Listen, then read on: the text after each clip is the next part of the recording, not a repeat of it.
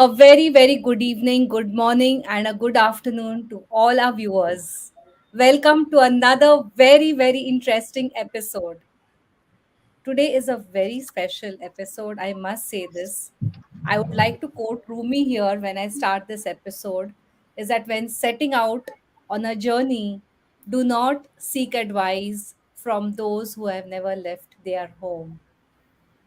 A very deep quote which always resonates with me, and I feel experience is something what teaches us wholesome and gives us that outlook which is very innately and which defines us in our future and our present as well. So today we have with us a very eminent, what to say, colleagues, I can say, all of us here.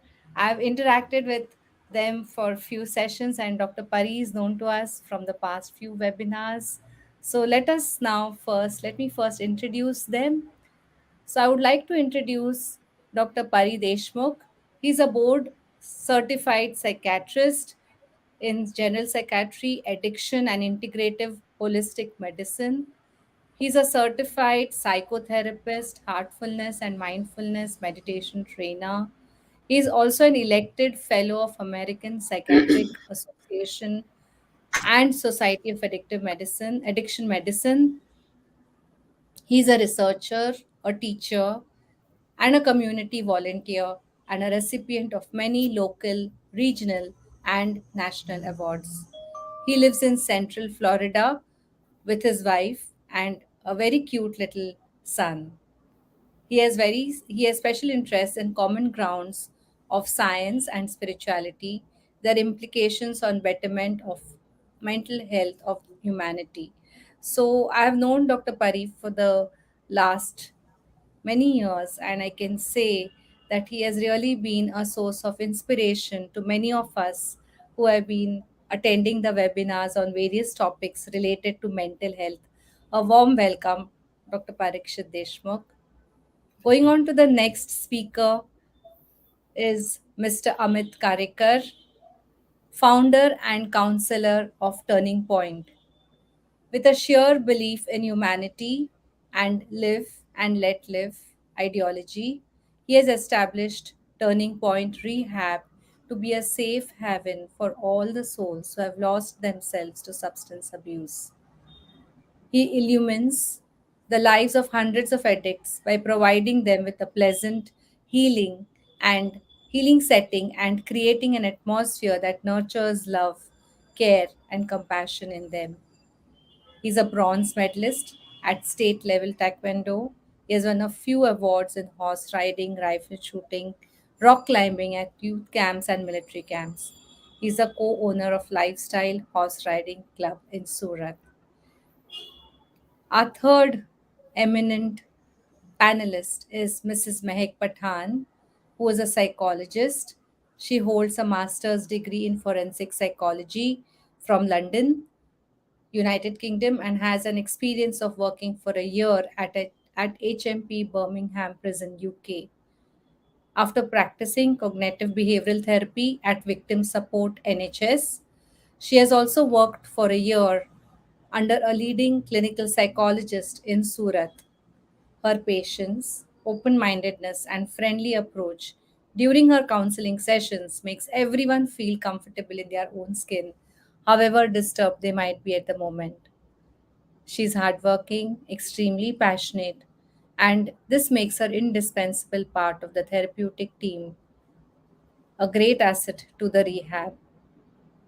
So, welcome, and I'm joined by Kalpana, who is also a health psychologist in the offing. So, are we ready to start, dear friends? So, this is a very unique topic, I must say, and a topic which is sort of not related to or not talked upon by many, but a very important topic for our youngsters. So, my first question to Dr. Parikshit is, what is the definition of addiction, and how can you say that what are the different types of addictions what exist? I mean, I know of kids and I know that they are addicted to mobiles. I've seen even the community of, you know, the IT professionals being addicted to the screens. So it need not be only substance abuse, but addiction is something I feel we all do in some form or the other. So, what is the formal definition of addiction? Sure. So, thank you for nice introduction. I will start with reading the definition of addiction, and then we will learn more details about it. So, first of all, the definition itself is addiction is a treatable chronic medical disease involving complex interaction among brain circuits, genetics, the environment, and an individual life experiences. So very difficult to remember, but let's understand what that means. So first of all, it starts with the word treatable, which speaks a lot actually that many think that addiction is not treatable and it is some form of a moral defect or character defect, which is just not true. It is treatable chronic medical disease. It's just like high blood pressure, diabetes. Addiction is a chronic long term medical disease. Chronic means long term. So it's not for months or days. It can be very long, long time, including many times lifetime, but it is treatable. Just like diabetes is a long-term disease, high blood pressure, cholesterol issues, all these are long-term disease. Addiction is a similar chronic medical disease. It involves complex interaction among brain circuits. So that means the brain is involved in uh, pushing the addiction, in leading to the addiction. And there are brain circuits which are more involved. One of them is reward pathway, which gets involved here. There is a component of genetics. That means if our family members, parents, grandparents, even uncle, aunts, if they have this addiction, our chances of having addiction is more. Even if their addiction was in some other form, we may still be predisposed to the addiction. Then there is an interaction with environment. That means how the environment is treating us, what kind of stimulus, rewards and punishments it's giving us, and how it's guiding our behavior. That has a tremendous impact on our addiction. And also the individual life experiences, how our life has been shaped so far. So brain circuits, genetics, individual life experiences, environment, all these are the ingredients that come together to form a long term medical disease which is treatable. So that is what addiction means. Just and the research shows that addiction has equal success, just like any other chronic disorder. For example, if we take example of diabetes, uh, the same way as successful outcomes we have with diabetes, same way with addiction. So it's equally treatable as others. Now let's learn about the types of addiction. I would divide addiction mostly into two types. One is substance addiction, and other is process addiction. So the substance addiction means we are addicted to some chemical, which includes, first of all, most common is alcohol. Then there are other addictions like marijuana, we have cocaine, we have heroin, other form of opiate, prescription drug medicine like benzodiazepines, lorazepam or alprazolam, all those prescription medicines. Then there are hallucinogens, dissociatives like LSD, ketamine, um, inhalants. So there are various forms of substance abuse addictions because there are so many substances available. So that substance use where brain is getting dependent on some chemical. But there is also process addiction. Process addiction means we are getting dependent on some form of act or some form of thinking pattern. I'll give you example. For example, gambling can be an addiction. Shopping can be an addiction. So there is no. It's not for no reason that Amazon is getting successful because shopping is one of the most common addiction.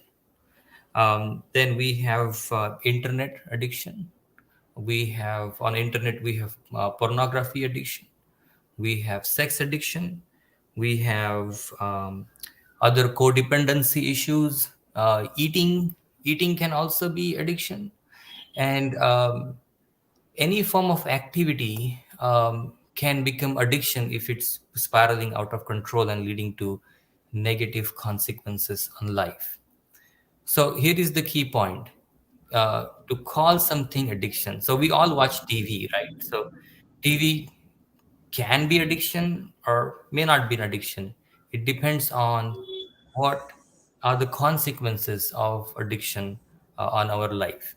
So if we are having negative consequences, and despite that we are continuing, then that means it's addiction. And negative consequences could be on our emotional, mental, or physical health.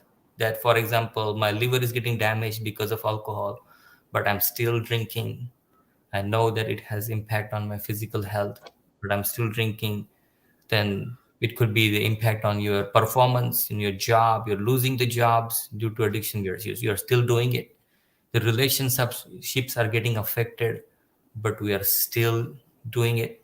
So despite the negative consequences, addiction is persisting. We have legal problems going on, financial problems going on, but we are still doing it. So when it becomes so uncontrollable that despite the negative consequences, we choose to continue with the substance or a behavior, then it is addiction. So addiction basically is a very broad concept. And I'll enter into one more thing that is very interesting. Even our psychiatric disorder can be looked as a form of addiction, and I'll explain you in a few minutes. Basically, there are some feelings that are natural and normal to humans. Feeling sad, feeling angry, feeling frustrated, feeling disgusted, shameful, feeling guilt. These are all normal human feelings. But when we have a tendency to resort to one particular feeling, or more than one particular feeling, to resort to that set of feelings over and over again, then that can be a precursor to cause psychiatric disorder. For example, anything uh, goes wrong, anything unwanted happens, then my go-to feeling is anger. Then I get angry again and again. So then it leads into intermittent explosive disorder or other form of psychiatric disorder. Same with sadness. If there is a reason to be angry and I prefer to uh, become sad, as my that's my comfort feeling, that's my comfort zone, then depression can result. So it's inability to manage the feelings and go to the comfort zone feeling, although they are unpleasant feeling, that can also be considered as a way of addiction. So we all, in some ways or other way, getting affected by addiction. So it's very broad concept, and it should really be looked as some kind of a starting as a normal phenomenon, but it get into pathological range. So that's what I would say. Thank you. Thank you, Dr. Pari. And what I understand from what you're saying is that when we sort of overdo what we are doing normally, it goes into addiction. So, something which we depend on completely externally, that this should happen, should happen, should happen, because it is giving me some sort of pleasure than happiness. Because I think happiness is more internal. And in our journey from when we start, from internal to depending on more of external situations, maybe people, even people can become addictions, and that's where we depend on our relationships. And when the relationships fail, we become depressed. So I hear a lot of youngsters today, not only youngsters, every single person is talking about this word called stress. Every single person feels depressed. We owe it to whatever lifestyle we are, what is emerging out of the modern life which we are all leading. And there are a lot of factors which predispose us to vulnerability. As you expressed very rightly, there are situations which we become very vulnerable. as a person, as a human being, to situations, to friends, to peer groups. So, what are the factors which predispose a person to get into addiction or to get used to something? Like, for example, children who are given a mobile in hands without who don't have toys, or parents don't know that toys are essentially a part of their life, are given mobiles, they get set into mobile addiction. So what are some of the predisposing factors which are, because of which this is going into leaps and bounds? You'd like me to answer? Yes, Dr. Pari. Okay. Yeah, that's you brought some important points. Uh, it could be pleasure initially. We may feel pleasure initially, but eventually the pleasure phenomena goes away. Sometimes we are getting addicted because of the the escape, because it is serving as an escape from the uncomfortable feelings that we are having. It's better to just go ahead and look at the mobile, or look at take a glass of alcohol. So it could be escape, it could be numbing phenomena. Mm. And the pleasure eventually goes away, the tolerance for pleasure increase. So initially a glass of alcohol used to give me pleasure, now I have to drink 10 glass to get the same pleasure. So the tolerance builds up. So with the time, the pleasure phenomena goes away, and actually misery starts, because it goes to that range. You mentioned about codependency issues. Codependency, so relationships is normal, but having too dependent, and it's affecting the life performance, is also can be also addiction. Coming to the factors, it could be, as I said, genetic predisposes us. Then our familial influence predisposes us, and our own inner coping, also lack of coping, to better say, predisposes us. So initially we find it pleasureful, and there is a reward pathway in the brain that anything we find pleasureful, we want to do it again. And nature has put in those reward pathways in us for a reason, because nature wants us to get into some pleasureful activities. For example, eating is a normal Mm. phenomenon. If we did not have any pleasure in eating, we would not be eating, and we would be starving, and would be suffering from nutritious deficiency. So nature has given some pleasureful stimuli to some of these things. If we win something, then we feel some pleasure. So obviously we're going to feel like doing it more. That helps us with doing more hard work, because there are outcomes, and we get pleasure from the outcomes. So nature has its way of advancing us and improving our life. But again, if we get too much involved into that, for example, work, having an outcome in the work gives us pleasure, but it can be addiction. There is a work addiction, Yes, that we are doing so much absolutely. work that we are ignoring the other responsibilities of the life. Exercise is good thing, it gives us some pleasure, but it can become addiction. Exercise addiction is a well known, that we are doing it so much that we are not able to take care of other forms of life, other forms of responsibilities of the life. So it depends on the outside examples, outside stimuli, access to the drug, alcohol, and also the lack of coping. And the most important thing is ignorance. If we don't know that this is addiction, then we will not be able to correct it or prevent it. Thank you, Dr. Pari. And as Dr. Kamlesh Patel, our heartfulness guide, says that thoughts without our attention have no power. So that is something which is very important on this particular background of what you are saying. And we have our mental psychologist, mental health psychologist, Kalpana, who is also wanting to ask a few questions. So I hand over to Kalpana and I welcome her in this session. Over to you, Kalpana. Thank you, Vivi. Thank you, everyone. I just, one of the things that we learn is that as humans, we are also very much social beings. The things that we do for ourselves affects ourselves and it also impacts other people. So when we do have this conversation around addictions, its definitions, its predisposing factors, I would like to ask Ms. Mahek.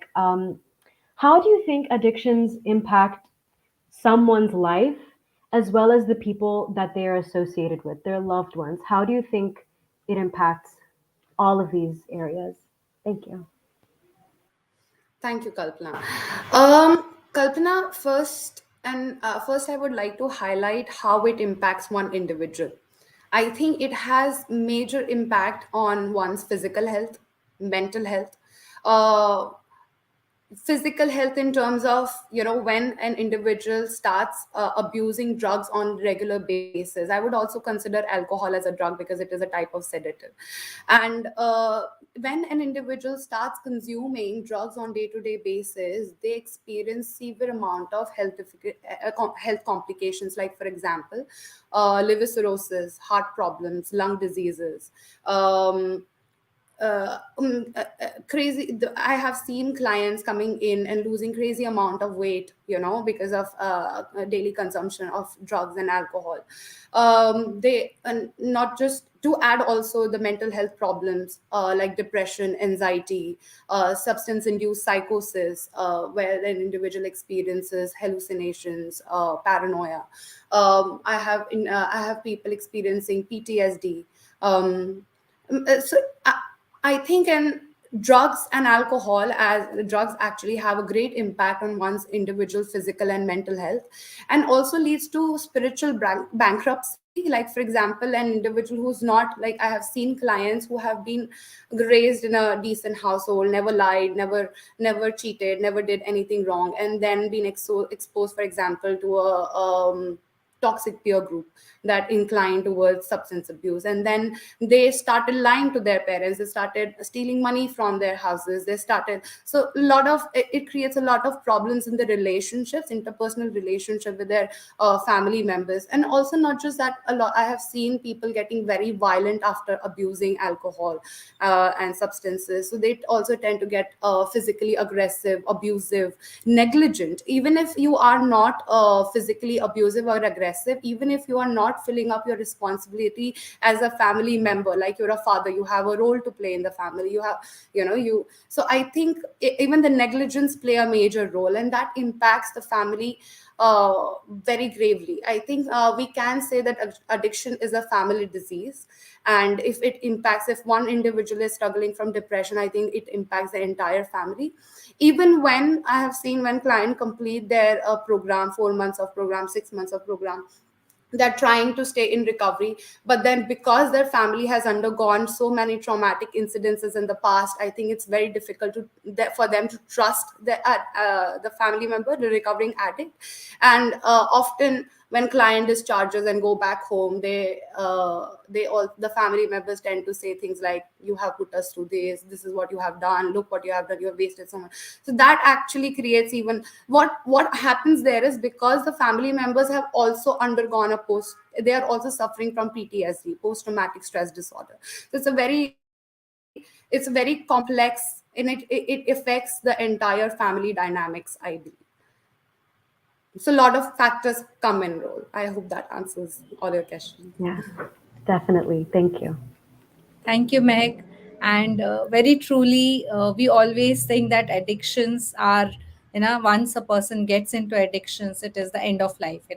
That person's Yep. destiny is sealed by saying, "Oh, he's not going to be a person who can change." And today we have amidst us Mr. Amit, who has changed his destiny. And again, I would love to quote Dr. Kamlesh Patel here. He says that you can change your own destiny.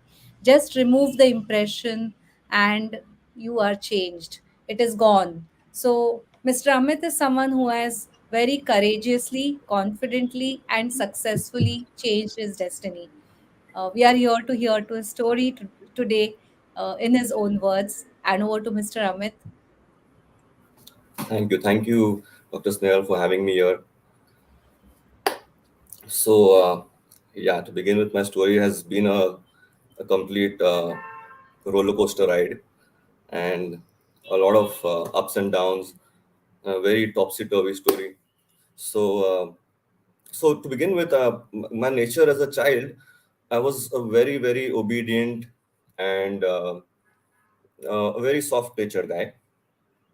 Okay, and then during my school days, I kind of developed a rebellious attitude, probably because I had this attention seeking in me. So I always liked to be the center of attention over there in my school days, and that's how the whole patterns began to change. I was so obsessed with certain things that I couldn't really strike a balance, and I had a lot of stubborn personality traits as well as I started growing up at an older age. So I went to college, and during my college days, I I remember one major incident that took place in my life is that I could not assertively tell my parents that I do not want to do such and such things that you expect from me.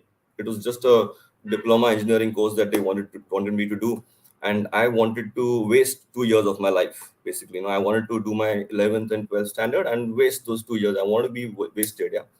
But they never really allowed me to do that. They said you shouldn't be wasting time and this and that. On top of that, I had never known responsibilities in life. I had taken life for granted. And this was a factor that actually took me all the downhill journey that I went, being taking things for granted and being very stubborn. So these attitudes, I believe, were generated in me, and they took place also, and of course they eventually became very evident because of the way my bringing up was. I was one of the silver spoon. I had everything to my disposal. I just had to enjoy life, I thought. So this is the way I was brought up, and of course they did it with a very good intention because they loved me a lot. But I took undue advantage of their feelings, their emotions, and yeah. So I actually didn't use that to my benefit. I abused it. So that's how it all began. So I had a girlfriend in school, and I had a heartbreak, and that gave me one big reason to self sabotaging myself, and I got into that kind of behavior. Then in my college days, the drugs came in, and it was pretty quick. And I just started with beer, as usual. Everybody does. Then within 2 weeks or 3 weeks, I got started with marijuana, and then it was the brown sugar that came in. That's basically a kind of heroin that we get in India. Smack, they call it, the street name. And so I became a hardcore smacky within a period of like 6 months. I was there, and I was helpless. I was powerless. I was completely powerless over that addiction, and I didn't realize it. My parents too didn't intervene much because they thought I'll be okay. I will listen to them, and I will obey them one day. And they kept waiting for that day. But this went to another level, and I became suicidal at a point of time, and I was totally a rebel. So around 1.5 year down the line, I was so screwed up basically that I needed help, and they did take me to a psychiatrist, and I got some medications. I got a detox done. Didn't work. I relapsed, and I was taken to a rehab when I was at the age of 18. I was in my first rehab in Pune, in Muktangan, and I did that program for around 35 days. And I mean, me being myself, I picked up all the notorious guys from there and got their contacts and planned what I wanted to do after getting out of there. Go to Pune and do more drugs. Basically, that was how I was. So this is what happened, and the journey of rehabs and relapses further on continued for several years. I've done like 7 to 8 rehabs in my life, and every time it was the same thing. I used to go to rehab. I used to clean up. I used to do my program at the rehab very well. All my counselors used to be very impressed with me. I like to be in the good books, and I was good at I was good at sports and everything. So I used to always get my free will very soon in rehabs. uh, I used to never get any kind of punishments and learning experiences or anything like that. So that too was pretty smooth for me. So fear of rehabs was also not something that worked in my case. So this went on for around 18 or 20 years roughly. And then finally, there came a point in time uh, okay, I got married. Yeah, I got married. And one certain day, my wife told me that, look, this is not working out. Let's just stay away for 6 months and then decide. Let me see what you do. And then you do take your time to decide whether you want to carry on with this life or not, or you want to live it your way. So that's what happened. I and me again being myself, I took my bag, I packed up everything, and I was like, wow, this is amazing. I'm going to go now. I'm going to be free from today. No responsibilities. Superb. This is what I wanted. I mean, God works. God works. And I packed my bag. I went out and I met a friend and I told him, bhai, just set me up in some ashram or something if you know, or probably, I'll have to go to the mountains, but it's too cold there. So it's better that, I would go to some ashram and stay there for some time. And, I just want to disconnect from everything. So, so yeah, escapism was everything for me. I wanted to escape from each and every situation in my life. I did not want to face it. I did not want to fight it. I knew flight. I'm just like a horse. I know flight. So that's what I did. And for some reason, my friend did not comply. He said, "You've gone nuts, and you just hang around for some time. I'll set you up in a rehab. You have a lot of experience. Just go there and do some service work. Just help them out, and you'll be able to figure out something better." And go there for like 20 days, and that's how my journey began. The journey of recovery. So that's how it began basically. And then I went there, and I at True Care Trust in Thane, there's the rehab. So they got me in, and I started taking sessions over there, and I was just faking it basically. I did not really want to do that. I did not believe in rehabs, but I was faking it. And now, so there's a slogan that really applies that I've learned in my program: fake it to make it. It does happen if you start faking it sometimes. And it's been true in my case at least. So I started taking sessions, and I started telling people, I started making them realize what's wrong with them, and why they should think about turning around their lives and think of other things also, and learning concept of balance and stuff like that. So basically, the 12 steps program started kicking in through the 12th step that they call service work, where you're supposed to carry the message that recovery is possible, and you got to give hope and strength to the people who are uh, suffering the addiction ruins. So that's how it all began. And then I was shifted to Surat by them. They wanted to start up a center here. And so there was this, I would like to narrate this incident. So there was this bungalow that they had taken on rent, and one of the senior guys from there had come here, and he was staying there, and he hanged himself because of getting into depression. So none of the other counselors were willing to go there and work. And I don't know, the adventurous me just told me, like, this is it. You got to go there and do it. Whatever it is, whatever you do in the future, doesn't matter. For this point of time, this is the best you have in front of you. Just go for it. And I really didn't have anything right in front of me. I knew that my parents had also given up hopes this time, like my wife did.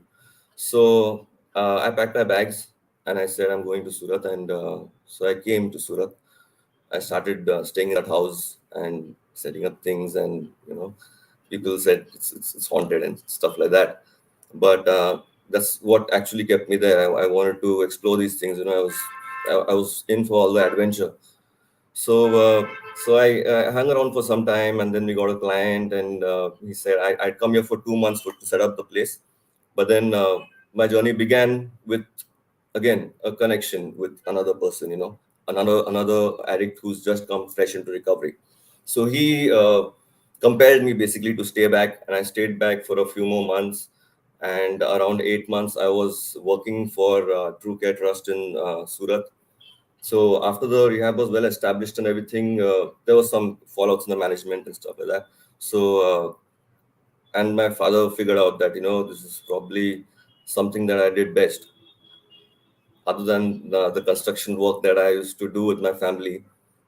This was something that I really, really got my heart into. Heart and soul was there. So they figured it out, and my father encouraged me to start up a center myself. So yeah, so that's how Turning Point was born. Yeah, my wife did come back to me, and she supported me a lot, and she's the backbone of the center. Like my other pillars stand strong. She's always been the backbone in every walk of my life. And if it was not for her to become assertive and make me a responsible man, this wouldn't be possible. So I look at it this way, in a nutshell, that I had everything at my disposal. I had taken things for granted. I was never made to understand my responsibilities. I was never left alone. I knew that even if I get busted by the cops, my father's there to relieve me out of there. He's going to bail me out. I don't have anything else to worry about. So these things actually encouraged me to hold on to the bad company that I was into, and I did not know where to strike the balance. I was enjoying my life and I was ruining at the same time. I thought I was having fun, I was happy, but no, I was not. You know, I was just ruining it. And this very occurrence that happened around 8 years back changed everything for me. So that's yeah, and now I'm going well. It's okay. It's going on. Yeah, it's fun. Just doing the same thing that I did 8 years back that got me back to life. That's keeping me going. And we have a slogan in our program. If you want to keep what you have, the only way is by giving it away. So that's it. Thank you. So, thank you, Amit. That was really very nice of you to share on this platform what you really went through. Very few people have the courage to do that. And I must congratulate you for having walked the way. And I think your story will continue to be an inspiration to many who are struggling. And I would like to ask you one thing. What do you feel is one thing, one single um, thing what changed you, or what made you look and take another turning point in your life? What is it that turned you? Taking up responsibility for myself and my life. When my parents and my wife backed out, that's when I realized, oh, I'm on my own. I have to sort it out. I have to get it all together. So that's what. Yeah. So you feel that to respond to the needs and to respond with the ability within ourselves is what really made you turn back, or was a turning Yes. Yes. point? Exactly. Yeah. Yes. Yes. Yeah, so Absolutely. that's very nice. So I think that is a very important part of all of us, that we need to support and support each other. So as it is said that we do not exist by ourselves in this world, we all exist together. We all exist because we are together. And when we believe in that dictum that we are together, then that togetherness is something which we need to, you know emanate. It has to emanate from us. So it is not me that becomes selfish. It is the journey from I to we, the journey from illness to wellness. That's what I always say. It is from I to we.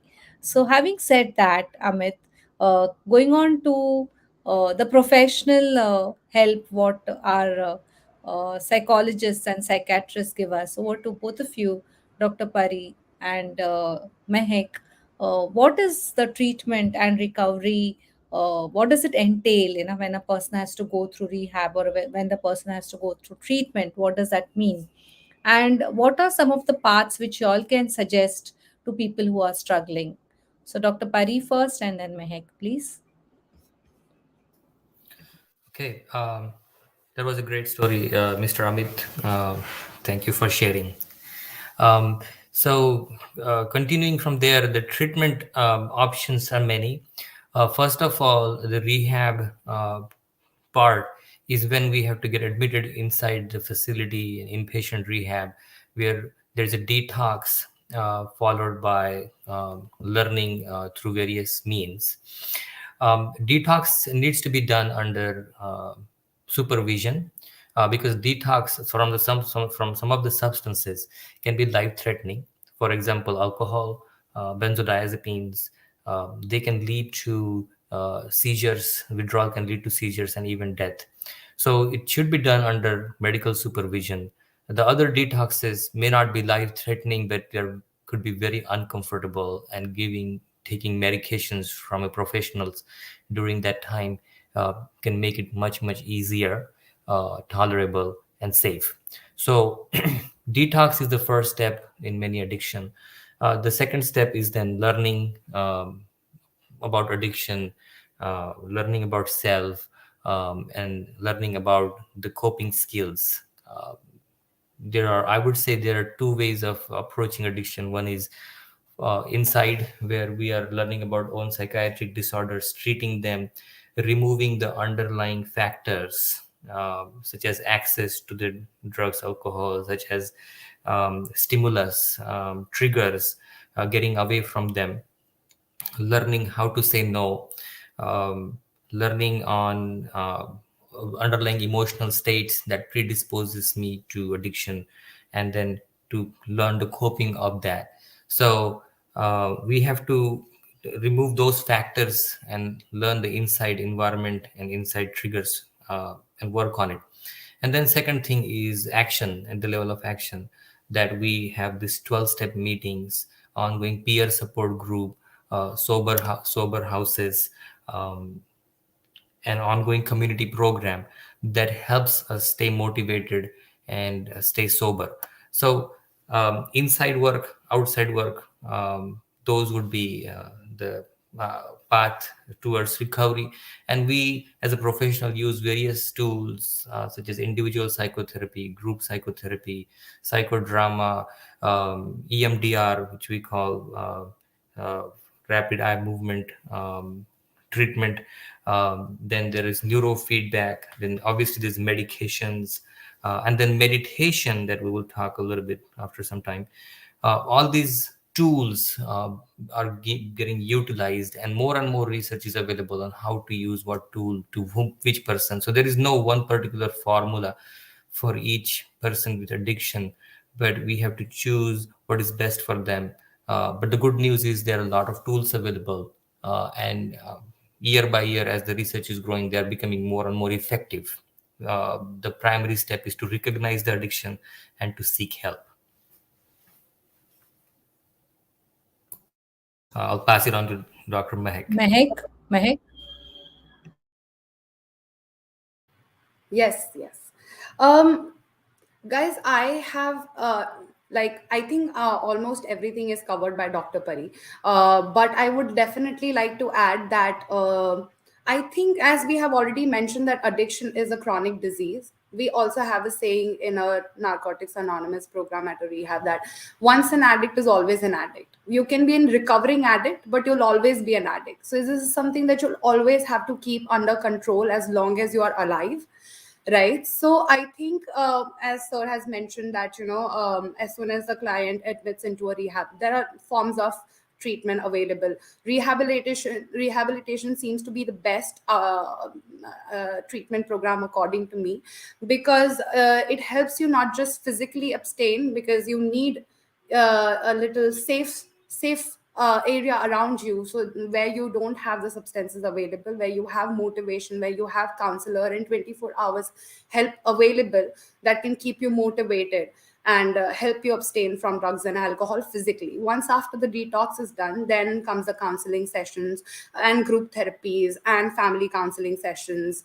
And even after, I believe, the client has completed the rehabilitation program, I think Narcotics Anonymous any meetings, and I think they have a lot of not any meetings are physical meetings, and they have, I think every town has NA meetings, and it's conducted every Sunday.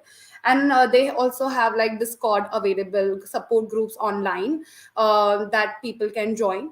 And also CBT, cognitive behavioral therapy, EMDR, hypnotherapy also work wonders. CBT is something I think even after a client has completed the rehabilitations program, I think regular counseling sessions will help them understand, and also help them understand their inherent nature, work upon their cravings. What like I think Dr. Pari has already mentioned earlier that addicts usually has this tendency to suppress their feelings. So we have to teach the clients to express their feelings in a healthy manner, so that they don't have to depend on substances to deal with their emotions. So I think these are some things that an addict can engage themselves into in order to maintain their recovery for a very long time.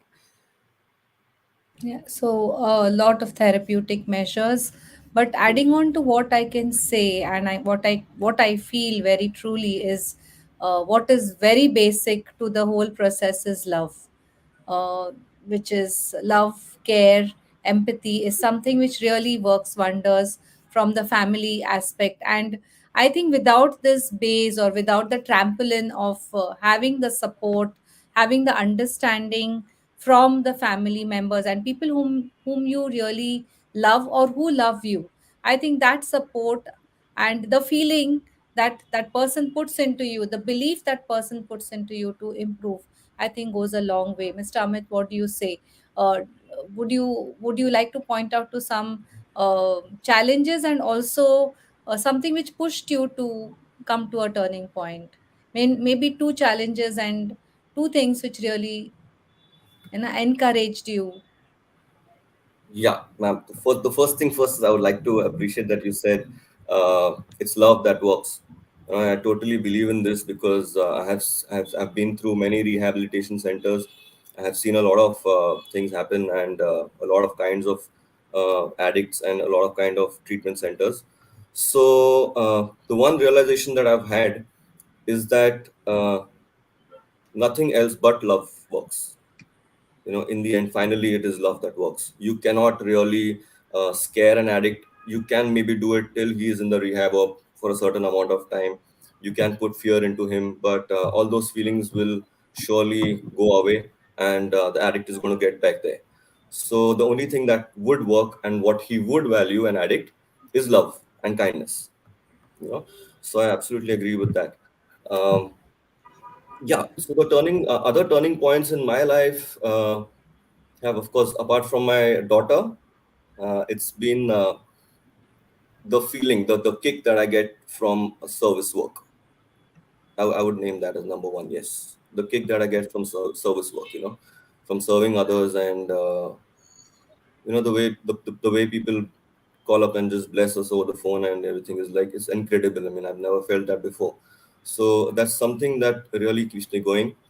And of course, when we see results, when we see guys from a center who are totally torn apart, they go back, get their lives back together, and they're doing so well in their life, it really, really gives me a high. So again, it's all about getting high. So I'm getting high still, just in a little more positive way now this time. That's about it. Yeah. Thank you. Would anyone else like to comment? Dr. Uh, Pari? I I would definitely like to add, guys, that what Amit sir said is very true. That I have also recognized that it's actually about the personality, it's not about the substances. See, a lot of people use drugs for recreational purposes, but addicts tend to hook onto it, right?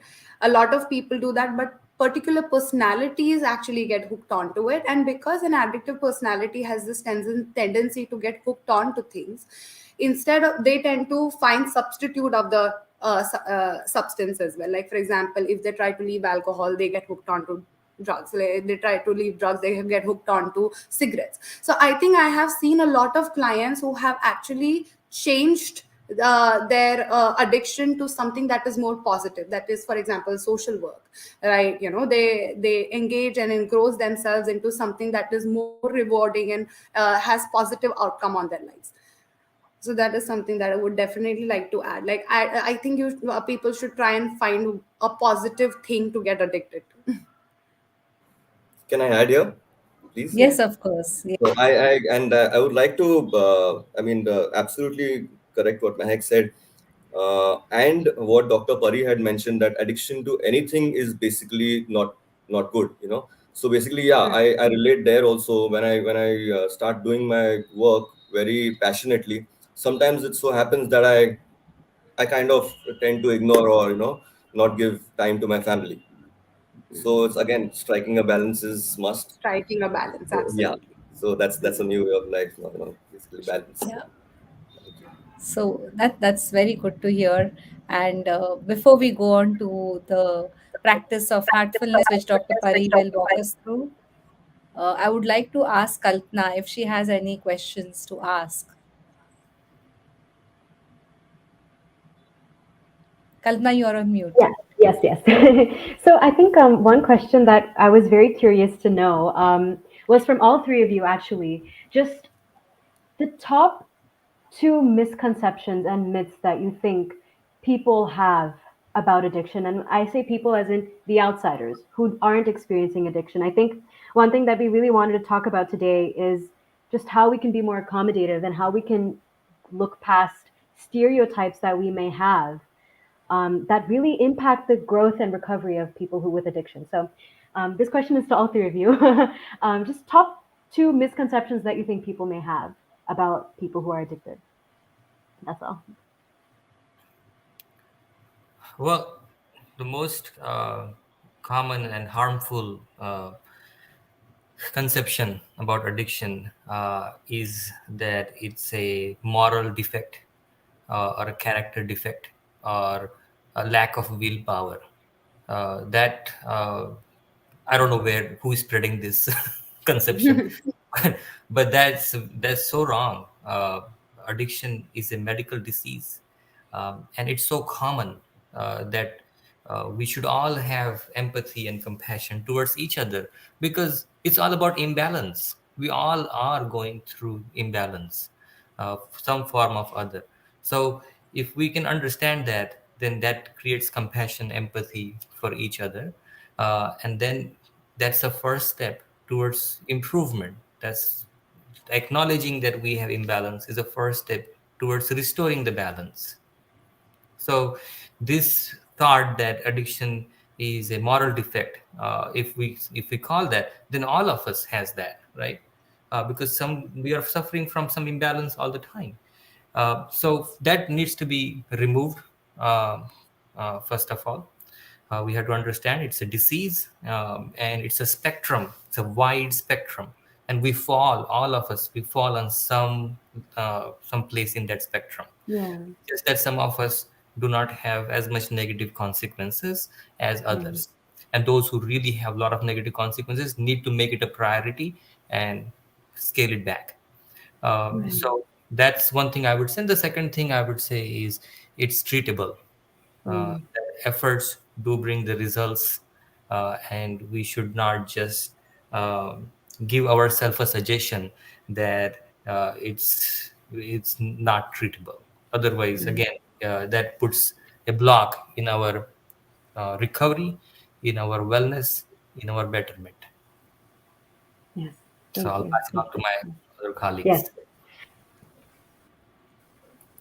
Um, what Dr. Pari said is absolutely true. I think the main issue is that people tend to think that it is addiction is a lack of willpower, which is absolutely not true, because these substances have such altering effects on your physical health and mental health that it is almost impossible for an individual to abstain from it on their own.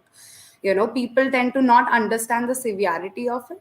And also I do feel it's a major issue that society tend to look down upon the addicts, and they kind of don't expect them to recover, right? Which already an individual is suffering from self-sabotage and unworthiness, and they already feel that they can't overcome this.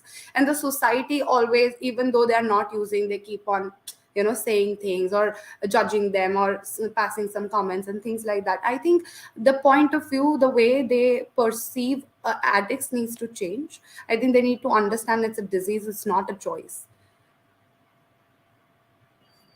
Yeah, I feel the same. I absolutely agree with Mahek and Dr. Pari that addiction is a disease. Totally, it's not a choice. And yeah, so it's a big social stigma that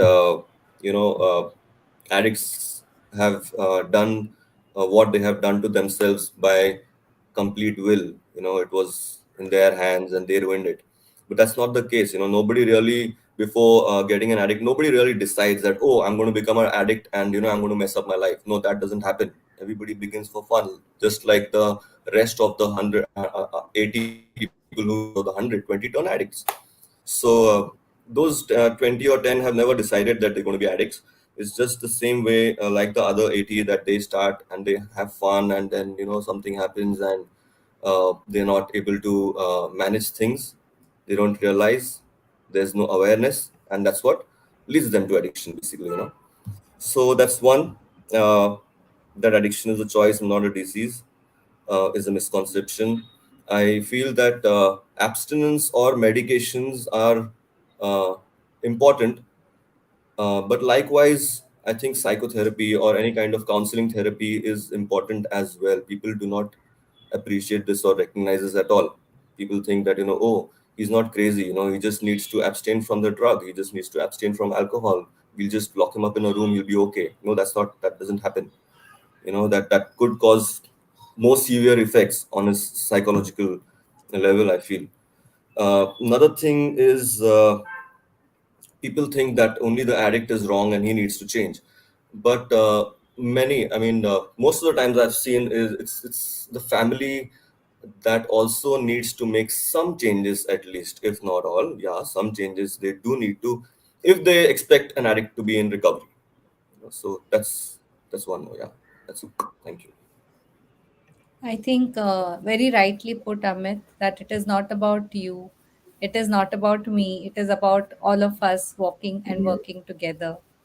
Yeah. So I Yeah. think we can go on discussing about this subject, and it's really the way things have unfolded, the facts and the myths about the whole subject have unfolded. I think I should thank every one of you.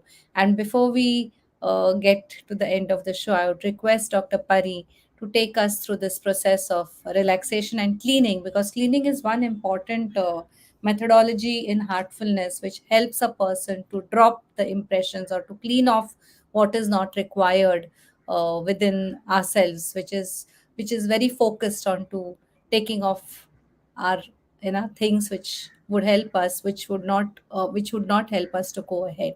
So over to you, Dr. Pari. Sure. So I will get into the meditation exercises. But prior to that, let's understand the philosophy of how meditation comes into the play, particularly in context of addiction. So first of all, I would like to go back to some of the topics that my colleagues have brought up, some of the points. Choice. So we think that everything is a matter of choice. If it was so, then we all be slim and trim and looking nice and all be successful in terms of earning a lot of money and having a great relationships, because we all want that, right? If it was all the matter of choice, then we would be making right choices all the time and going to the right destination. That doesn't happen that way, because choice is really a, I would say, illusion. uh, if we were capable of making right choices, we would be all living a really really outstanding lives. um, it's not just a choice in terms of conscious phenomena. Choice is guided by a lot of subconscious forces. What we decide this moment, do we really have freedom to decide what is best for me? uh, it depends on a lot of underlying forces. The subconscious is extremely powerful. The life is 95% guided by our subconscious and 5% by our conscious thinking. And therefore we really don't have a lot of freedom to make a right choice. But what we have in our hand is to work on ourselves and to work on subconscious, and so that eventually we have more and more freedom to make right choices for us. So we are going to learn a little bit about subconscious, how meditation works, and how we can uh, get there. So one another thing, the point that was brought out was replacing uh, the pleasureful stimuli. So as I initially said, nature has put in addiction reward circuit in our brain for a reason, because it does want us to get, I would not say addicted, but kind of pulled towards some things that are good for us. And I gave example of eating. We need to have pleasure in eating. We need to have pleasure in sex. Otherwise, there will be no reproduction. So there are natural pleasureful stimuli. We need to have outcome, pleasure related to outcome. Otherwise, we will never do anything. We'll be just sitting in a home. So there is a natural program in our mind that needs to be properly utilized for our betterment. So if we can replace the pleasure from alcohol to pleasure by servicing others, that's a great way of living life, right? We don't have to be unnatural. We don't have to remove our addiction circuit from the mind, which is not possible. But we just have to replace. We have to replace the unhealthy choices by healthy choices, and it's not going to be a matter of one day. It's a process, because changing the subconscious takes time. So to get to the ability of making healthy choices, it could be as simple as making healthy food choices for eating. It's not as easy, but by working on subconscious, by making consistent efforts, it becomes possible over the time. So we are going to learn about those subconscious phenomenon, and then how meditation can work with that, and then we'll briefly touch on how it also touches the superconscious realm. What I have noticed is that we as a human being have a natural tendency, natural longing towards some things, such as feeling loved. Our colleagues talked about love being so important in recovery process, is because that's what we are, humans. We are love at the very basic level. We are a soul, or we are our higher self that is nothing but pure love, a purity, um, full of compassion. That's what we really are, joyful, happy being. That's our real nature is. But because of these life circumstances and outside influence, we tend to get involved in more survival mode, fight, flight, trying to uh, just fulfill our imaginary wishes and all that. We get involved in that, and we forget who we really are. And as a result of that, we start developing longing towards what we really are. It's like, I have my home where I feel loved. I'm going to naturally feel longing to go back to my home. No matter my office, my workplace could be as beautiful as it could be, but it's still, there is going to be longing to go back to my home. So that we have a longing to restore our natural emotional state, which is a balance, a peace, a stillness, a love, kindness. That's what we are. And that longing is natural. So because of life experiences, we tend to accumulate things in us that causes distraction, and we start feeling misery little by little. So the idea of meditation is remind ourselves to who we really are, to give us experience of what we really are, and then gradually through the practice give us tools to return back to our natural state. One of the most common beliefs, underlying beliefs that people with addictions have is that I'm not lovable, or I'm a failure, or I'm not good enough. Those are the most common beliefs that plays the record over and over again. The repeated things happen in our mind. So the reason we are feeling that is because we have not realized our true nature, true real self.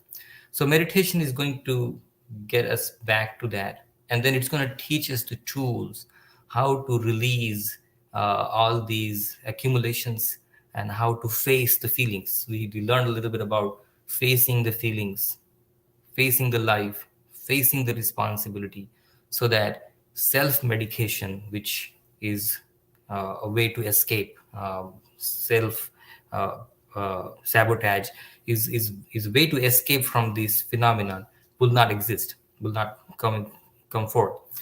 So we have to learn how to face the feelings, and how to let go, and how to return back to our natural state. So I'll do some relaxation, and then I'll do a briefly few minutes of meditation. Relaxation is about relaxing the body, because our body stores a lot of accumulation. Body stores emotions. Body stores memories. Body stores the impressions of those memories. So relaxing makes it gives us the ability to release it. uh, Miss Mahek has said about expressing the feelings. If we keep accumulating feeling and don't express it, so if it does not have a outlet, then it starts affecting us. So the outlet could be that I express myself in a healthy way without hurting others. Or the express or outlet could be that I'm just letting it go through other means and not keeping it as a part of my system. So relaxation helps with that, letting go of all those accumulated feelings and accumulated impressions. Um, and then we're going to learn how to return back to our normal original state. Uh, and in India, and in everywhere actually, the concept of God is common, and many feel that that has helped them even in the process of recovery. 12-step initial 12-step were developed around that concept, but we don't have to have that. I'm just saying that even if you have that belief on the God, then that can be utilized towards the betterment. That there is this my inner self, pure self, and which is nothing but God that is inside me, and that we are going to experience that, so that it gives us some guidance towards in life. So we will learn how to relax and how to return back to our real self. Now, what will happen in meditation or even in relaxation is a lot of the feelings accumulation starts melting away, and this starts coming in front of us. And this is the opportunity where we learn how to face the feelings, how to hold them without trying to escape, and how to then gradually release them. So let's say I remember something unpleasant from my life in meditation. Then instead of running away from that, we're going to notice it non-judgmentally, that it is there and it is leaving me. And that's wonderful. Let it go without having to fight with it, without having to pull it inside, without having to escape from it. We just naturally let it go because it's coming to the surface for leaving. So, what happens in meditation is when we close our eyes, we are in front of our subconscious, because now it's going to come out. And then what we do is in our hand. We say, okay, this is coming up. This is real me inside, which is not as beautiful and pretty as I thought, but this is what it is. And now I have to learn what to do with it. So we learn some skills of noticing it without judgment and letting it go and returning back to our real self. So this is how we confront our subconscious. This is how we let go of those forces from subconscious. And this is how our consciousness expands. So now those subconscious forces, we are aware of them. This is why I feel this way. This is how the thoughts arise. This is what I can do with it. And with practice, I get better and better at that. And then I can let go of these things without impacting me. So now I am not compulsively taking actions on them, but I'm taking a pause and making a conscious choice. Now I have a little bit more freedom to make the conscious choice that we were talking. I let go of those things, and those forces gradually diminish. That emotional charge gradually diminish. We still will have memories. We still have the unpleasant experiences in the past, and that's completely fine. But the emotional charge that they were carrying will gradually diminish, and I have more freedom from that to do what is best for me now. Okay, that comes with the practice. So today we're just going to learn the technique, have a brief experience, and then it will all make sense. Now once our subconscious uh, uh, is explored, and we expand our consciousness into subconsciousness, so that we have better understanding of ourselves. Once we achieve that freedom, then naturally superconscious starts pulling us up, because it's natural to evolve when the underlying pulling forces are weakened. It's natural to fly. It's natural to fly if we can get rid of the underlying weights. Okay, so we are going to learn that. Initially few minutes will be relaxation, where we will learn to relax the body, let go of these underlying accumulations in the body, and let go of these feelings that may come up to the surface. And then we will say there is a light in my heart. This light may mean, for some it is God, as I said. If you believe in God, then the light is God. If you believe in self, higher self, universal consciousness, it is there. We don't have to see it. It just, we say it is there. I'm just going to experience my real self. I'm going to experience my God who is already within me. And that will bring us to that experience. But here is the thing: the subconscious will appear, a lot of thoughts will appear, and they have emotional charge, and they will take us with them. They will take us. They have so much charge that they are going to take. But it's completely fine. This is the skill we are trying to learn. We are going to learn that it's okay to be carried away because of these powerful thoughts. But when we come to realize that, okay, I'm with the thought, then we're going to remind ourselves that I am meditating, I'm learning the skill of letting it go and return back to my real self. So then I'll say, okay, thank you, thought. Your work is over here. You can go. I'm going to go back to my real self. I'm going to continue my meditation. So that teaches us a skill. If when the unpleasant or pleasant thought appear and it takes us away with them, then what to do? It's going to teach us, when various feelings arise, that we can witness them objectively without getting carried away. And even if we get carried away, that we have ability to return back, so that we don't have to take actions on them. In life, whenever the thought always precedes the action.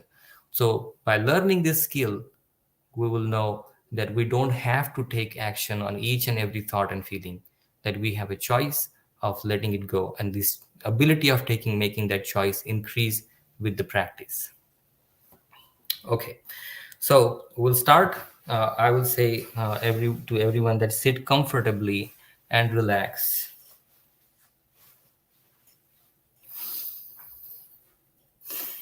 Close your eyes and wiggle your toes.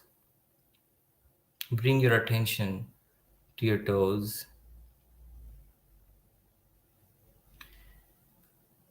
Feel that a relaxing energy is coming from Mother Earth and entering your toes and relaxing it completely.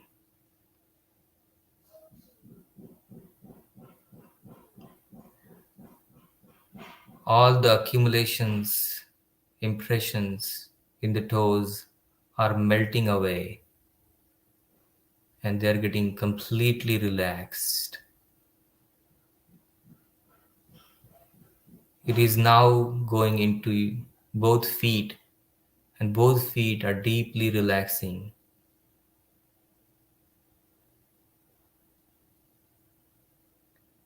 Let go of any tension or any kind of accumulation.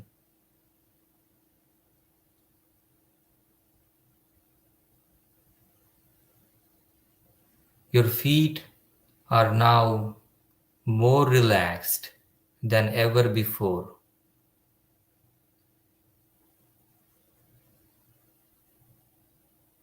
Allow the relaxing energy to go to your ankles and lower legs.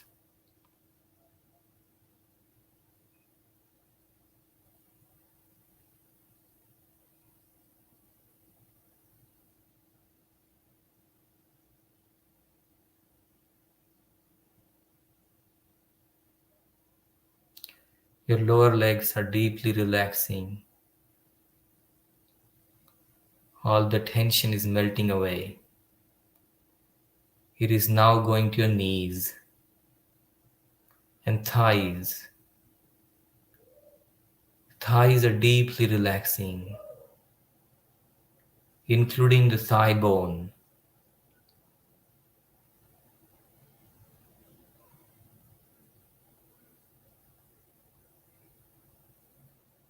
Allow the relaxing energy to go into hips. Your hips are deeply relaxing. All the tension is going away.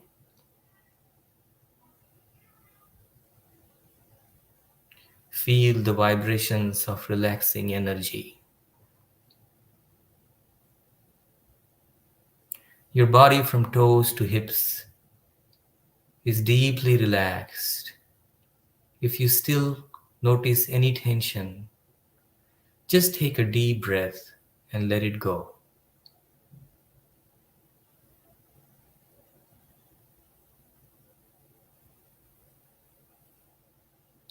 Allow the relaxing energy to go into the abdomen. Feel all the organs are deeply relaxing, releasing all the emotions that are stored there.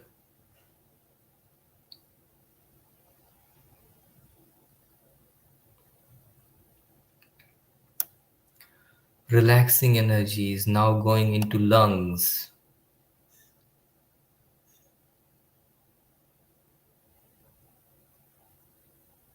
heart, chest area is deeply relaxing. Keep breathing naturally. Feel the relaxation. The shoulders are relaxing. Entire back and spine is relaxing.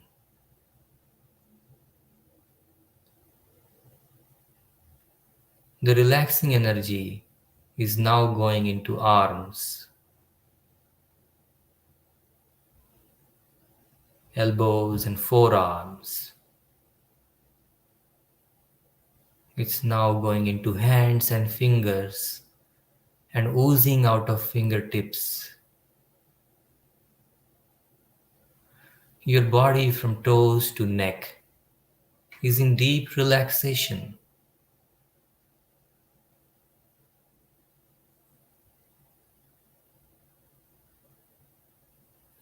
If you still notice any tension, just take a deep breath and let go.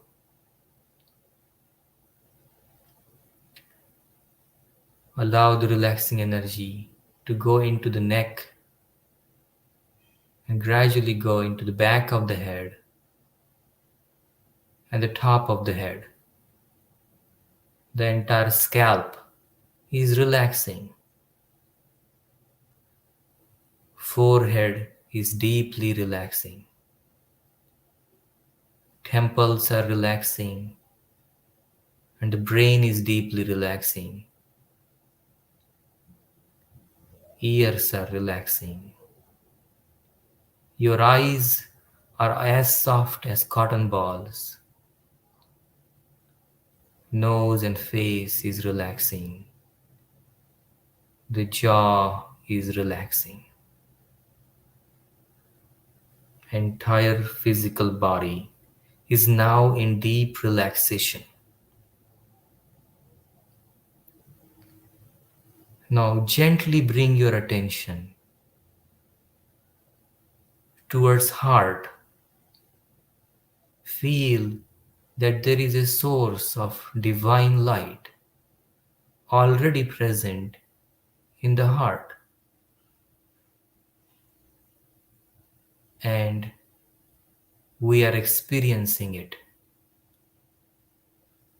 This light is naturally attracting our attention to itself.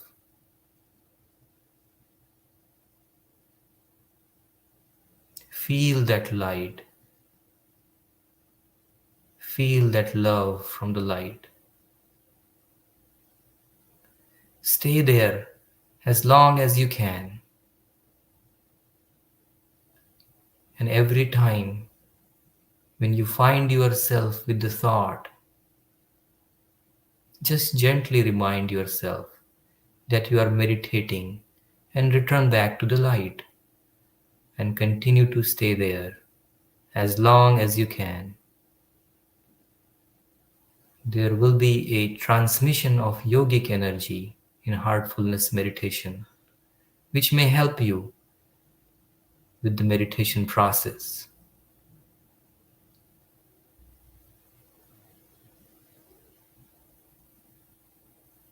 Please start meditation.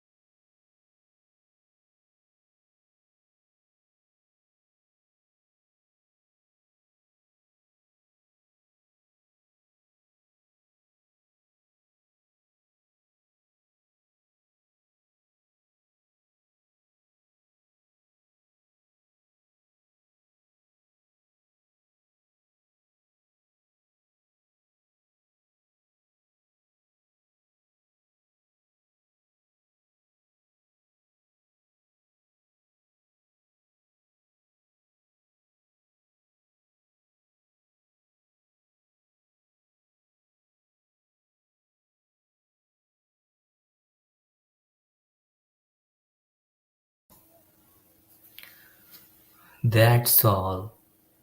You can gradually open your eyes and notice a difference, how you're feeling now as compared to before starting meditation.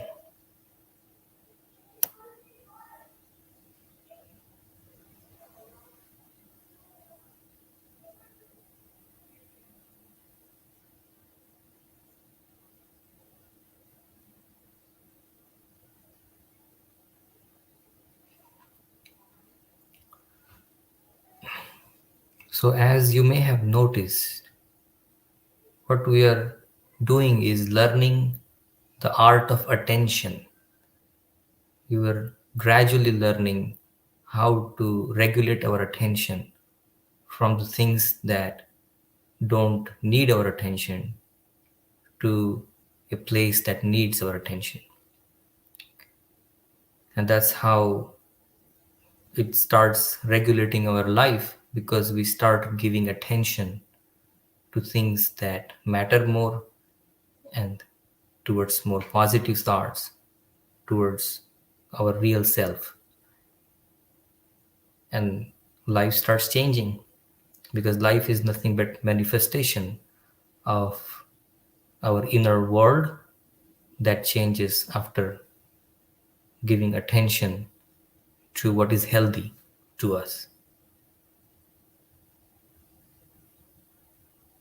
So I'll Thank pass. you. Thank you, Dr. Parikshit, to have had given us this experience and taken us through. I hope Mr. Amit and Ms. Mahek would align. Mr. Amit, anything to Yeah, express? I would actually like to just share my experience about the meditation thing. It's been a long time since I've not been meditating and things like that, So, uh, like Dr. Pari just said, that you might be able to focus on things that are not very important. The first word he used is something he said about attention, and I during my meditation realized that apart from taking things for granted and stubbornness being my attitudes, the real thing began from my childhood, my probably in the second or third standard. It was attention seeking. I was a major attention seeker. I just got it for free and I became a greedy man. I just wanted more and more of it. So yeah, so yeah, that's what I one more defect I would say I realized about myself. And yeah, meditation is the way to go. I really loved a phase of my life where I used to meditate regularly. And thank you very much for this session. This was beautiful. Thank you. We can continue, Amit and Mehek, whenever you all feel. And there are different techniques in heartfulness. We have cleaning, we have detox techniques for fear, anger, stress. So do let us know whenever you feel like. We will always be there to help you out and walk the way. Absolutely. Thank you so much, Thank guys. you so much, ma'am. Thank you. It was Thank amazing. you. Thank you. So, thanks to everyone who attended this webinar. We did exceed, but I think it was a beautiful journey that we have walked together on this uh, particular topic. Hoping to see you soon. Namaste. Thank you all. Nice. If you all want to have any other information, you're welcome to email us at wellness@heartfulness.org. Thank you.